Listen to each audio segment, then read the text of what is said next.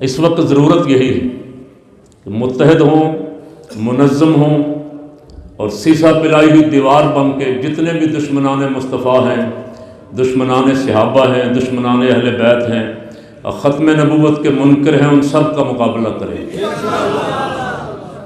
اب میں کچھ دنوں سے اس مشن پہ بھی لگا ہوا، بہت سارے حضرات سے میری ملاقاتیں ہو گئی، کچھ افراد سے باقی ہیں، اس لیے کہ زندگی تجربات کا انعام ہے، انسان سیکھتا رہتا ہے۔ ساری زندگی جد و جہد میں گزری ہے الحمدللہ، اور میرا یہ فخر ہے کہ 1953 کی ختم نبوت تحریک چلانے والے ہمارے عظیم مجاہد اور ہیرو مجاہد ملت حضرت مولانا محمد عبدالستار خان نیازی رحمۃ اللہ علیہ، اور 74 کی تحریک ختم نبوت کے عظیم مجاہد حضرت قائد اہل سنت امام شاہ احمد نورانی صدیقی رحمۃ اللہ علیہ، مجھے ان دونوں بزرگوں کی خدمت میں رہنے کا، ساتھ جانے آنے کا موقع نصیب ہوا۔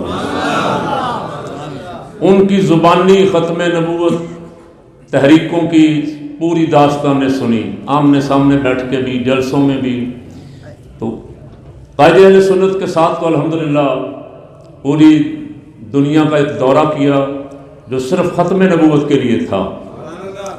امریکہ، یورپ، برطانیہ، مختلف ممالک میں ختم نبوت کانفرنسیں کی ہم نے 2000 میں، اور اس کے بعد پھر پاکستان میں نشتر پارک وغیرہ اور مختلف ضلعوں میں، کراچی سے لے کے پشاور تک ختم نبوت کانفرنسیں کی۔ الحمدللہ ہماری تاریخ بڑی روشن ہے، اور میں نے اپنے بزرگوں سے جو سیکھا ہے، ان کے ساتھ رہ کے، ان کے جذبے دیکھ کے، ان کی استقامت دیکھ کے، قادیانی کسی روپ میں بھی آئیں، جلسوں کی صورت میں آئیں، کوئی ہسپتال بنا کے دھوکہ دینے کی کوشش کریں، کوئی تعلیمی اداروں کے ذریعے آئیں، جس رستے سے بھی آئیں گے انشاءاللہ غلامان مصطفیٰ انہیں وہاں ہی ٹھوکیں گے انشاءاللہ، جدھر سے بھی آئیں گے۔ کیوں جی؟ ابھی آپ نے سنا مولانا سے چند باتیں انہوں نے کی، میرے سامنے پوری تاریخ ہے الحمدللہ، تاریخ ہے ختم نبوت کی، بڑا مجاہدانہ مقابلہ۔ اب تو حالات بہت اچھے تھے، اس لیے کہ جو اوپر بیٹھے ہوئے تھے، گڑبڑ تو کرتے ہیں اوپر بیٹھے ہوئے سارے، جو پہلے تھے وہ بھی کرتے تھے، اب والے بھی کوشش کرتے ہیں گڑبڑ کرنے کی، لیکن نوجوانوں کا جذبہ دیکھ کے پھر دبک کے بیٹھ جاتے ہیں۔ لیکن جس دور میں ان بزرگوں نے تحریک چلائی، حضرت مجاہد ملت نے اور قائد اہل سنت نے، اس وقت تو قادیانی بہت بڑے بڑے عہدوں پہ بیٹھے ہوئے تھے۔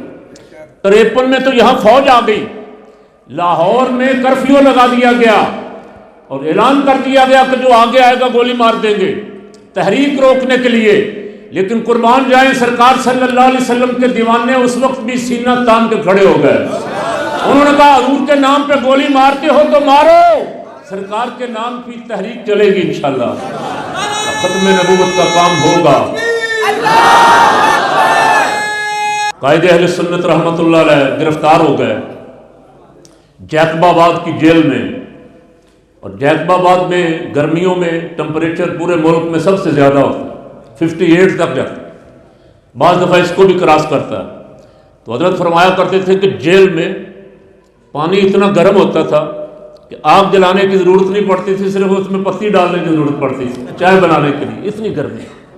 اور اس وقت کی جیلیں اور آج کی جیلوں میں بھی بڑا فرق ہے، جیل تو بہرحال آج بھی جیل ہی ہے، لیکن اس وقت سے لے کے اب تک جو کچھ تھوڑا بہت کام ہوا ہے، تھوڑا بہت میں نے کہا اس لیے کہ یہ جو بے شرم اوپر بیٹھے ہوتے ہیں نا، جب یہ جیل جاتے ہیں تو انہیں پھر یاد آتا ہے کہ یہاں بھی کچھ لوگ بستے ہیں، ان میں بہت سارے بے گناہ بھی بستے ہیں، جیلوں میں بہت سارے بے گناہ بھی بند ہیں۔ کیوں جی؟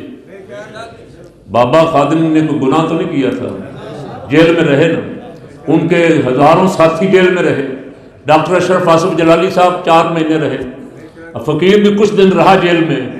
تو ہمارا جرم کیا تھا؟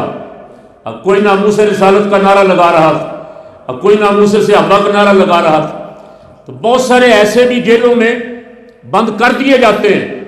میں وہاں ان سے جو مجھے حکمرانوں کے کوئی نہ کوئی ملنے والے ملتے تھے، ان سے بھی کہتا تھا، باہر آ کے بھی کہا، باہر میں آیا تو کچھ لوگ مجھے ملنے آئے آپ کی جماعت کے، نام میں نہیں لے رہا جان کے، تو میں نے کہا تم بھی وہ کہنے لگے جی تسی تے 15 دن رہ کے آئے ہو، اسی تے 9 مہینے رہ کے آئے۔ میں نے کہا پھر 9 مہینے رہنے کے بعد کچھ شرم بھی آئی تھی کہ نہیں؟ کوئی خیال آیا تھا کہ یہاں بھی انسان بستے ہیں؟ کہنے لگے ہم نے تو نوٹس لیے ہیں نہیں کہ اب اقتدار ملا تو اب جا کے انشاءاللہ وہاں اصلاحات کریں گے۔ اچھا میں نے کہا پہلے 3 دفعہ ملا تو ہے ویسے، اس کے پہلے اس وقت بھی آپ کی لیڈرشپ نے جیلیں دیکھی، لیکن بار اب آ کے آپ بھول جاتے ہیں کہ وہاں بھی انسان بستے ہیں اور بہت سارے وہاں بے گناہ ہیں۔ بے گناہ کیسے؟ اب میرے خلاف پرچہ کرنے والا کو رافضی تھا، اسے تکلیف ہوئی میری تقریر سے، اس نے میرے خلاف FIR کٹوا دی۔ اچھا اسی طرح ڈاکٹر صاحب کے خلاف FIR کٹوانے والے کو رافضی تھے۔ بابا جی کہ جلسے میں تقریر کسی نے کی، اس ایک بندے کی بجائے پکڑ ہزاروں کو لیا گیا، تو کوئی گناہ تو ان کا نہیں تھا۔ اگر آپ کہیں کہ ان کا کوئی گناہ تھا تو ان کا گناہ پھر یہی تھا کہ ناموس رسالت پہ پہرا دیا انہوں نے، کیوں جی؟ اور یہ جرم اگر ہے تو کئی بار کریں گے، یہ جرم اگر ہے تو کئی بار کریں گے، یہ تو ہم کریں گے انشاءاللہ۔ اب میں نے کہا کہ ہمیں جیلوں میں بند کرو کوئی بات نہیں، ہماری تو حاضریاں لگتی ہیں، لیکن اپنی اوقات بھی یاد رکھو کہ وقت تمہارا بھی آنا ہے۔ اور میں نے دیکھے بڑے بڑے افسر بھی، لیڈر بھی، یہاں پاکستان میں تو سیاسی نظام اتنا گندا ہے، اتنا مسترد شدہ ہے، اتنا کرپشن زدہ ہے، میں نہیں کہہ رہا، جو نظام بنانے والے ہیں وہ بھی کہہ رہے ہیں، کیوں جی؟ وہ خود بھی کہہ رہے ہیں کہ یہ نظام کرپٹ ہے۔ یہاں کوئی دیانتدار آدمی الیکشن نہیں جیت سکتا، یہاں کوئی باصلاحیت آدمی الیکشن نہیں جیت سکتا، یہاں کوئی ذہین آدمی جو ملک قوم کی خدمت کر، یہاں کروڑوں پتی آدمی، اربوں پتی، سمگلر، چور، ڈاکو بڑے بڑے الیکشن لڑتے ہیں اور وہی الیکشن جیتتے ہیں، وہ سارا سسٹم ہی خرید لیتے ہیں۔ یہ سسٹم ہمارا بکاؤ الیکشن کمیشن سے لے کے RO تک، ریٹرننگ آفیسر تک، ہر مال 2 آنے بکتا ہے، کیوں جی؟ بکتا ہے، ہم تو عینی گواہ ہیں اس کے، سسٹم کے اندر دیکھتے جو ہیں ہر دفعہ۔ تو پھر میں آج کل اس مفتی صاحب اس مشن پہ ہوں کہ اس الیکشن کے ذریعے ملک میں دین نہیں آ سکتا، دین کے لیے ہمیں سب کو متحد ہو کر نکلنا پڑے گا۔ الیکشن پہ ہم جتنا مرضی پیسہ ضائع کر لیں، ہوا کسی کی ہوتی ہے، اگلے دن خبر ملتی جیت کوئی اور گیا ہے۔ اب میں اس خبر شام تک کل سن رہا تھا ڈسکے سے کہ پولنگ سلو کر دی گئی، گولی چلائی گئی اس لیے کہ پولنگ سلو ہو جائے، لیکن شام کو میں نے سنا کہ جیتنے والا کینڈیڈیٹ 1,54,000 ووٹ اور ہارنے والا 1,48,000 ووٹ، کتنا ہو گیا؟ 3 لاکھ ہو گیا کہ نہیں؟ اور 3 لاکھ ہو گیا نا، تو یہ سلو پولنگ اسٹیشن، اب سلو چلتی رہی سارا دن ووٹنگ تو پھر 3 لاکھ ووٹ پڑ گیا۔ اگر یہ تیز چلتی تو پھر حلقوں میں، قومی اسمبلی کے حلقے میں ووٹ ہی اتنے ہیں، یا 3 لاکھ یا 3.5 یا کسی حلقے میں 4 لاکھ ہے۔ شام تک رانا ثناء اللہ کہہ رہا تھا 15% پولنگ ہو رہی ہے، رات کو نتیجہ نکلا تو 88% ہو رہی تھی، 88% ووٹ پڑ گئے جی۔ تو یہ سسٹم کرپٹ ہے، ووٹ مجھے نظر نہیں آتے، آپ کو نظر نہیں آتے، جب گنتی ہوتی تو پتہ لگتا ہے ڈبوں میں سے ووٹ نکل رہے ہیں، یہ ووٹ ان کے سانپ ہے۔ تو یہ سسٹم فیل ہو چکا، اسے بدلنا ہوگا، متفق ہیں کہ نہیں؟ سسٹم بدل گیا، جس دن سسٹم بدل گیا آپ نکل آئے میدان میں، سسٹم بدل گیا تو انشاءاللہ نظام مصطفیٰ آئے گا۔ قوم نظام مصطفیٰ چاہتی ہے، قوم چاہتی ہے یہاں ختم نبوت کے محافظ آئیں، یہاں کوئی بے ایمان قادیانی حضور کی ختم نبوت کا منکر اس ملک میں کسی عہدے پہ نہ آئے، نہ کوئی فوجی، نہ کوئی سپاہی، نہ کسی اہم سیٹ پہ، اس لیے کہ یہ ملک کے غدار ہیں، قادیانی ملک کے غدار اگر اہم عہدوں پہ بیٹھیں گے تو یہ ملک سے وفاداری کریں گے یا غداری کریں گے؟ جب یہ ختم نبوت کی قرارداد پاس ہوئی اسمبلی میں، سنیے، اور یہ بات میں نے کئی دفعہ سنی، اپنے سامنے حضرت کو بیان فرماتے ہوئے سنی، بھٹو صاحب نے کہا مولانا آپ نے ہمارے لیے بڑا مسئلہ کھڑا کر دیا، 35 آدمی تھے صرف اپوزیشن کے، اور ان 35 افراد میں سے جماعت اسلامی بھی تھی، JUI بھی تھی، ANP بھی تھی، مسلم لیگ بھی تھی۔ اس وقت دولتانہ صاحب مسلم لیگ کے صدر تھے، 7 آدمی مسلم لیگ کے تھے۔ دولتانہ کو تو بھٹو صاحب نے اپنے برٹش ہائی کمشنر بنا کر بھیج دیا برطانیہ میں، اور بکتے تھے نا، 2 آنے بکتے تھے، لیڈر بھی بڑے بڑے آج بھی بکتے ہیں، شور پڑا ہوا ہے، سارے ٹی وی چینلوں پہ سینٹ کے لوگ بکتے ہیں، کروڑوں روپیہ دیا جا رہا ہے، لیا جا رہا ہے۔ تو آپ اور مجھے شرم آتی ہے، تو ان بے غیرتوں کو جو پیسے دیتے اور لیتے ہیں انہیں شرم نہیں آتی؟ کیوں نہیں؟ جو سیٹیں بیچتے ہیں، زمین بیچتے ہیں، جب یہ سودا کر کے پیسے لے کے سیٹیں لیتے ہیں تو یہ ملک کا بھلا کریں گے؟ یہ میرے اور آپ کے مفاد کی بات کریں گے؟ میرے اور آپ کے لیے مہنگائی کا رونا روئیں گے؟ یہ اپنی بات کریں گے کہ ہم نے اتنا لگایا ہے، اب اتنا پکڑنا بھی ہے۔ جیسے چھپ چھپا کے، چھپتے تو ہیں لیکن کیمرے لگے ہوئے، فلم ویڈیو باہر آ جاتی ہے، تو ان کیمروں کا تو کچھ نہ کچھ تمہیں ڈر ہے۔ خدا کے لیے ان کیمروں کا بھی خیال کرو جو میرے رب نے لگائے ہوئے۔ فَمَن يَعْمَلْ مِثْقَالَ ذَرَّةٍ خَيْرًا يَرَهُ وَمَن يَعْمَلْ مِثْقَالَ ذَرَّةٍ شَرًّا يَرَهُ۔ تھوڑا بہت بھی اگر خوف خدا ہو تو فلم وہاں بھی بن رہی ہے، اور وہاں فرمائے ایک ذرہ برابر بھی ہیرا پھیری بے ایمانی کرو گے تو سامنے آ جائے گی، فلم چل جائے گی، قیامت والے دن تمہاری فلم چل جائے گی۔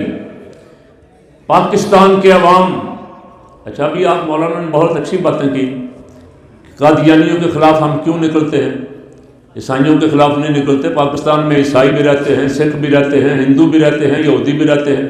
ہم کہتے ہیں قادیانی بھی اپنے آپ کو غیر مسلم تسلیم کر لیں، یہ بھی رہیں، کہیں کہ ہم غیر مسلم ہیں، لیکن قادیانی کیا کہتے ہیں؟ قادیانی اپنے آپ کو مسلمان کہتے ہیں، پاکستان کی اسمبلی کا فیصلہ نہیں مانتے۔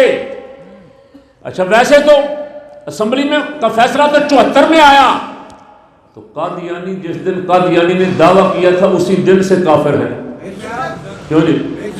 علماء حق نے تو فیصلہ اسی دن دے دیا، اور اس وقت مد مقابل کون تھے؟ بہت بڑی بڑی ہستیاں تھیں، فاضل بریلوی نور اللہ مرقد، امام محمد رضا محدث بریلوی، حضرت تاجدار گولڑا پیر میر علی شاہ، حضرت پیر جماعت علی شاہ صاحب محدث علی پوری رحمۃ اللہ علیہ، بڑی بڑی ہستیاں، بڑے بڑے اولیاء اللہ مقابلے پہ تھے۔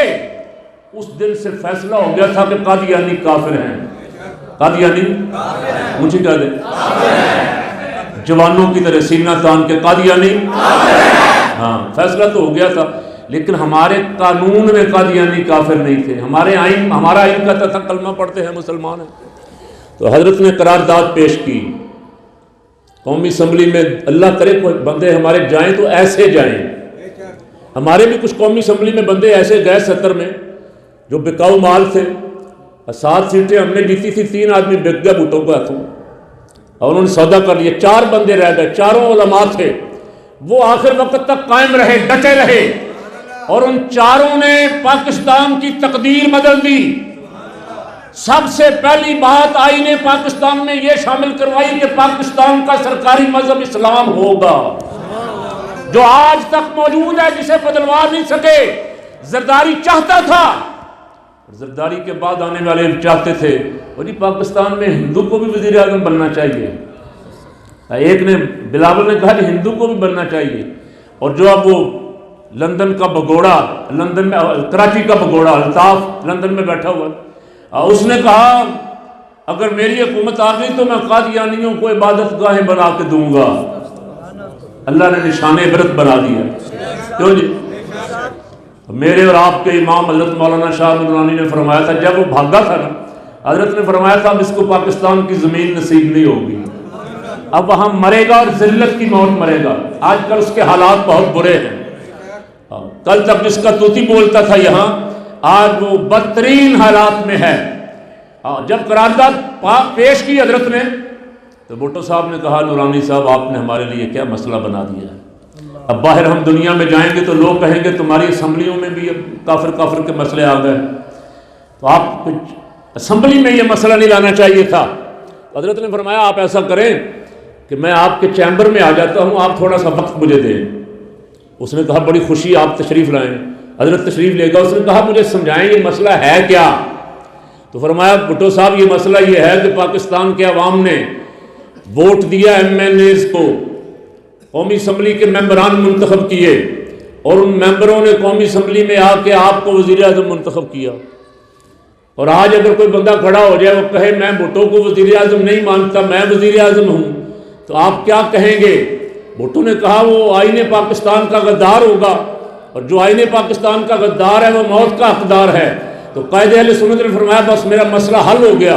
یہی میں چاہتا تھا کہ بات آپ کو سمجھ آ جائے۔ یہاں لوگوں نے آپ کے ممبران اسمبلی کو ووٹ دیے، انہوں نے آپ کو منتخب کیا، آپ اس ملک کے منتخب وزیر اعظم ہیں، اور اس کائنات میں اللہ نے نبیوں کی جماعت منتخب کی، اور ان نبیوں میں کملی والے کو خاتم النبیین بنا کے بھیجا۔ جو حضور کو خاتم النبیین نہ مانے اور کہے میں نبی ہوں، وہ اللہ کا غدار ہے اور موت کا